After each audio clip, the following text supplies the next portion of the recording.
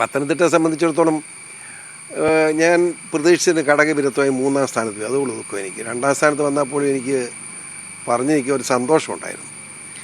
അത് സംഭവിച്ചതെന്ന് വെച്ചാൽ കുറ്റമായിട്ട് കാര്യമില്ല. സ്ഥാനാർത്ഥി ജനങ്ങൾക്ക് പരിചയമില്ല, വലിയൊരു പ്രശ്നമാണ്. ആദ്യമായിട്ട് ഇവിടെ വന്ന AK ആൻ്റണിയുടെ മകൻ എന്നുള്ള ഏക അഡ്രസ്സാണ്. അതിനകത്ത് തന്നെ AK ആൻ്റണിയും അപ്പനും മകനോട് പിണക്കം വന്നു പാർശ്വമായിട്ട്. അതുകൂടെ വന്നതോടുകൂടി പ്രശ്നമായി. എങ്കിലും ഞാൻ ഇപ്പോൾ ഉദാഹരണം പറയാം, എൻ്റെ വീട്ടിലിരിക്കുന്ന ചുറ്റുവളം എല്ലായിടത്തും വിജയിച്ചു. ഇപ്പോൾ പൂഞ്ഞാർ പഞ്ചായത്ത് അന്യാൻ്റെ 1-ാം സ്ഥാനത്താണ്. തെടനാട്, പൂഞ്ഞാർ, തെക്കേക്കര, തീക്കൊയ്യ് പഞ്ചായത്തൊക്കെ എൻ്റെ മേഖല. അവിടെയൊക്കെ 1-ാം സ്ഥാനം അല്ലെങ്കിൽ 2-ാം സ്ഥാനത്ത് അടുത്ത ഇലക്ഷൻ വോട്ട് പിടിക്കാൻ പറ്റിയിട്ടുണ്ട്. പക്ഷേ മറ്റ് മേഖലകളിൽ വളരെ ദയനീയമായിപ്പോയി. കാരണം ഇതാണ് പരിചയമില്ല എന്നുള്ളതാണ്. അത് തന്നെയല്ല, വന്ന് ഇറങ്ങി അന്നേരം തന്നെ സ്ഥാനാർത്ഥിയായിട്ട് കേരളത്തിലോട്ട് വരുന്നതാണ്. പക്ഷേ ഉദാഹരണമുണ്ട് തൃശ്ശൂർ.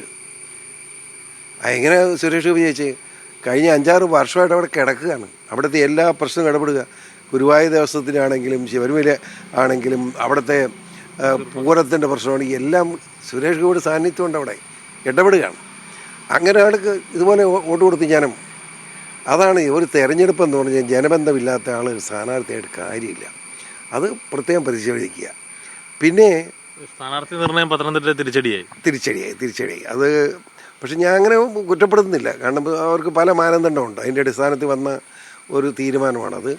ശരിയാണ് തെറ്റാണ് അംഗീകരിക്കുക എന്നുള്ള അതിൻ്റെ മര്യാദ.